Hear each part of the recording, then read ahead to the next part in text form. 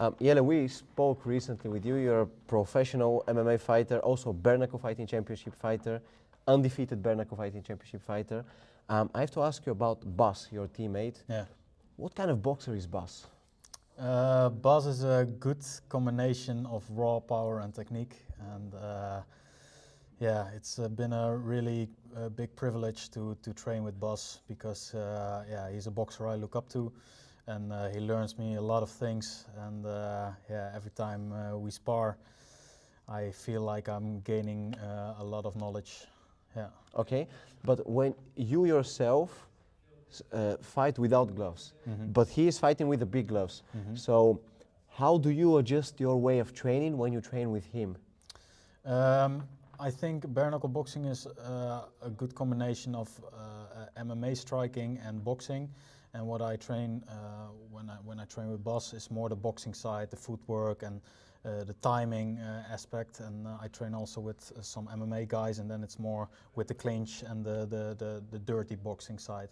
So from Bas, I learn a lot of technique and momentum and yeah, more the boxing side. Yeah. Okay, but when you spar with, obviously bare-knuckle sparring is impossible. You cannot spar with the bare knuckles. How do you spar? I spar also with just boxing sparring, but with clinches. So when I'm too close to my opponent, it's not that I always choose to move away. I look for the clinch, and then I go for the dirty boxing and the uppercuts and the hooks in the clinch. Because in bare-knuckle boxing you are allowed to grab the neck and punch, right? But in real boxing it's not allowed. It's not allowed. So beforehand, when we're going to spar, I always say, hey, is it okay if I grab the neck? Because a lot of boxers don't like it when I grab the neck. So beforehand, we talk about it, and then if it's okay, then we train this. Yeah. Okay, and I just saw you training with Bas. You were training on the boxing bag, also doing 150 push-ups and 500 sit-ups. Yeah. So tell me, how heavy is the training process when preparing for a boxing match or a bare-knuckle boxing match? It's for your cardio. It's another level because I'm used to the MMA way of training, and it's from everything a little bit. And this is fully focused on the striking, and the cardio is a part we take on a lot. So if you think, oh, finally training is over, no. Then the push-ups coming, then the sit-ups coming, and then the rope jumping also coming, so that your cardio is on another level on fight day. Yeah. That's what I wanted to ask you. How have you adjusted your training process? Because you mentioned in MMA you've got wrestling, grappling, all these disciplines, but here you've got, yeah, a lot of cardio. How have you adjusted your training, and how has your physique changed? It changed a lot because my cardio has never been so good. Because first I can do it a lot with power. When I got tired, I just only grab and hold and go for wrestling, that kind of stuff. But here you have always, you have to move.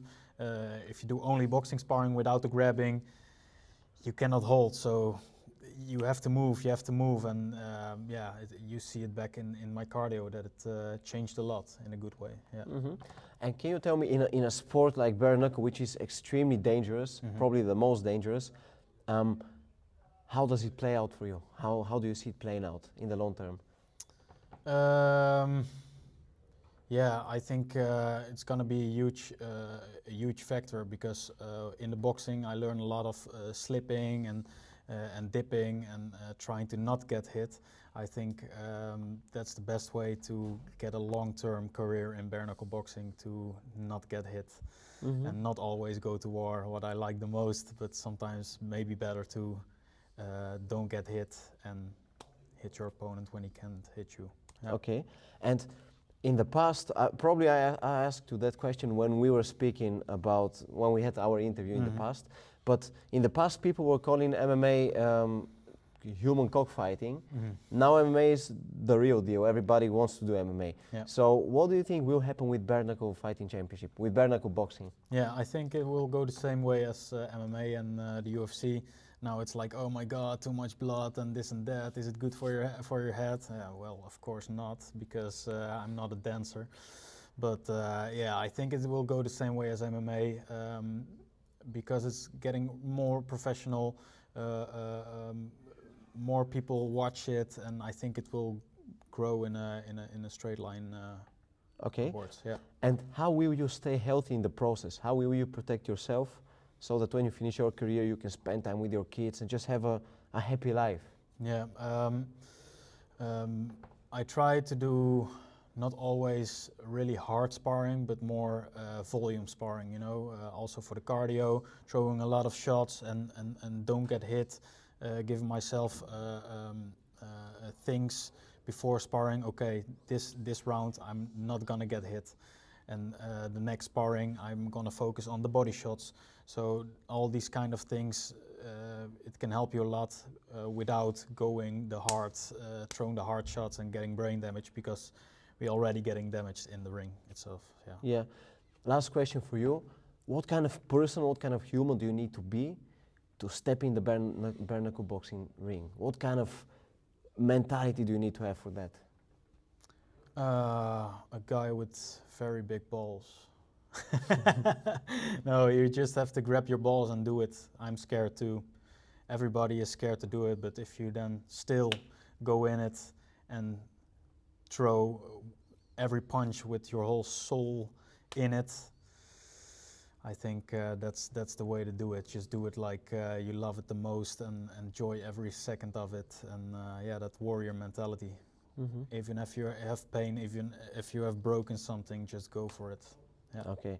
Well, these are powerful words. I appreciate your time, and I wish you all the best with bare-knuckle boxing and with everything that you do in your career. Thank you so much for your interview.